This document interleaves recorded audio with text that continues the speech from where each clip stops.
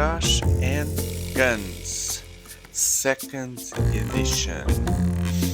I confess I don't know much about the first edition of this game, so I cannot make comparisons, but at least the second edition has some awards here, and this is the base game. I'll bring as well to the channel in the next videos these two expansions separately. Okay, let's today focus on what we have inside the base game.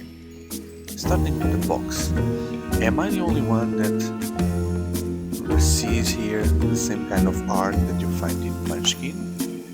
I don't know if the artist is the same, I haven't looked into it, but it remembers me the same kind of art that you have in Munchkin.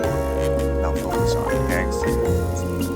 So this can be played by 8 players, so it's good for party nights with lots of people, and it's always difficult to squeeze that amount of people into one game.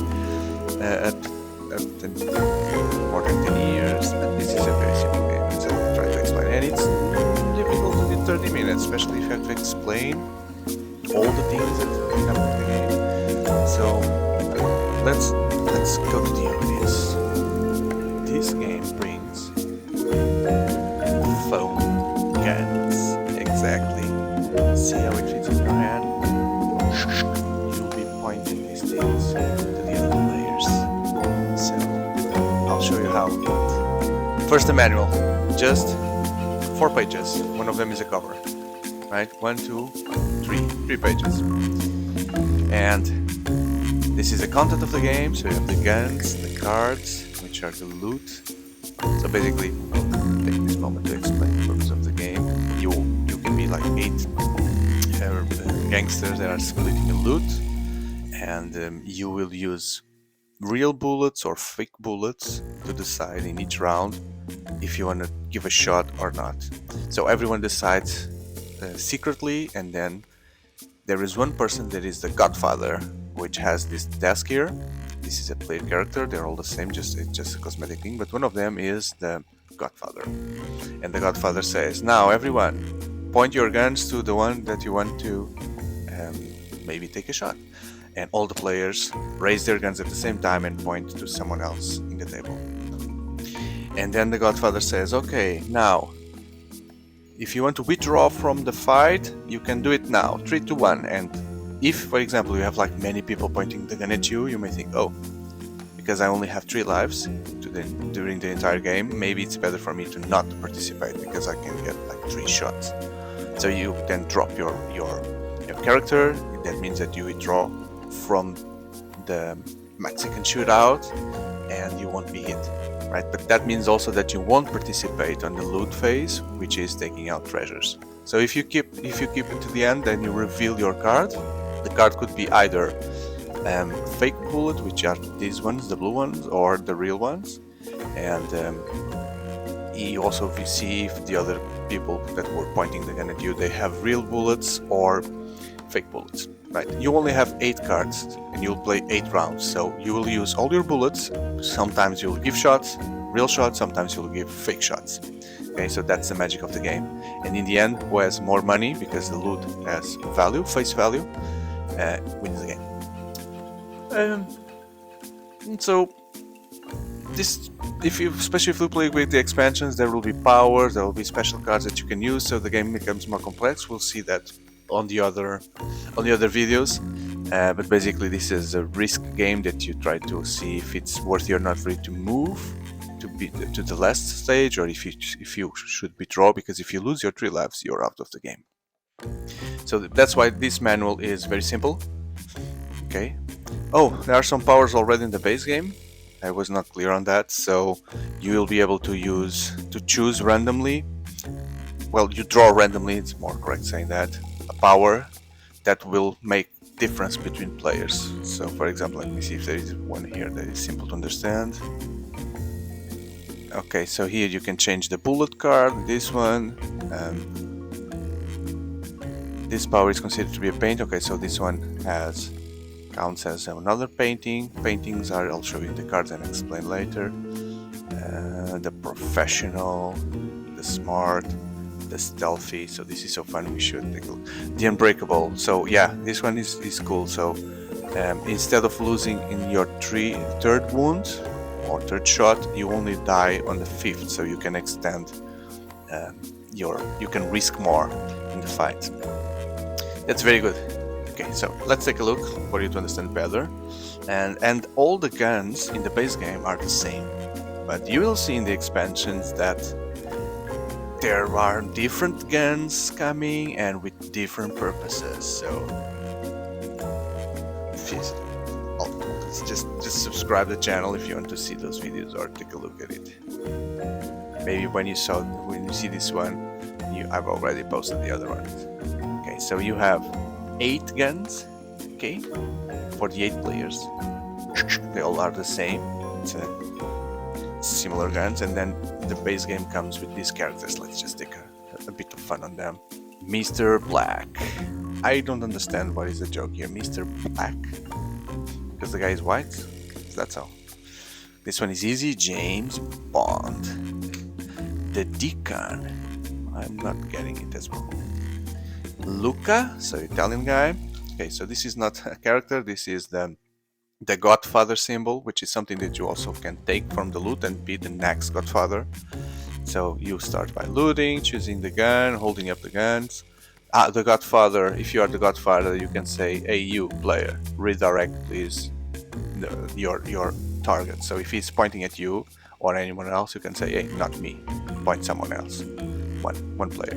And then the courage stage is when you decide I'll keep or I will withdraw, use cards if that's the case, and then participate in the loot. Nikita, the Russian, Yoko, Japanese, and Pedro, the Latino guy. Okay, it also comes with standees. Ready to stand up. Oh, there was another character here. So, Farah is this in Arabic? Farah. Okay, so these are the bullets. I'll just show 2 examples for you to see. So they all have the same back, which is an incognito question mark. You don't know what this is, but it could be either click, nothing happens, or a real bullet, bang, and you shoot someone. And these are the cards for all the players. These are the wound tokens, so you can get 1, you can get 2. If you get the third one, unless you are that guy that can take 5, you're out of the game. The times I played, I never seen anyone going out of the game, so it's not that easy to be killed unless you play really bad. Well, let's take a look at the box. How funny the box is. This is not glued or anyway, it's printed like this. See, so cool. Bullets and the notes. We'll see those. We'll have it here. Oops. So let me show you. I'll leave it this to some minutes in front to explain. So this is the Godfather desk. It's also the token that you can take like this, and then the notes. You have money that is worth $10, $20. The diamond is worth 10, 5,000, 5,000. So notes. And then you have the paintings. So the paintings are set collections. So if you have 1 painting, you have 4,000. If you have 2, they are both worth 12,000 in the end of the game. 3, 30,000. And then if you have 10, 500, which means that you win the game. For sure. Even if you have like here of paintings, you are winning the game probably. Okay. More different ones. This diamond was worth 10. More paintings. There are some different ones. So this is another bullet, a real bullet. You exchange a fake bullet with a real bullet from the discard pile. Here you cure immediately 2 wounds. I think that's it, right? For the base game. Yeah, that's it. So what is this? In the end of the game, when you're counting money, the player that has more diamonds, more diamond cards, immediately gets 60,000 to the final score. Okay, so it's very good to have most of the diamonds, because the diamonds are worth very little compared with the notes, right? But then if you have all the most diamonds, you get this bonus, which is a lot. Finally, the powers. So these characters, they are all the same, they have no power, but then you will get one of these cards that will give you a special power. Let's take a look at them. So they look like this. Superman power, the junk dealer. Once per loot share, if you are present in the loot share, so if you're in the last stage, you can trade. This player can trade their share of loot with a share taken randomly from the other pile. So if you only have crap or junk, you can go to the other player's pile and take one card. The hustler. At the beginning of each turn, the loot step. This player randomly draws a bullet card from the hand of another player and hands them one of their own in exchange. Okay, so you can get rid of your crappy bullets and try to get a real one.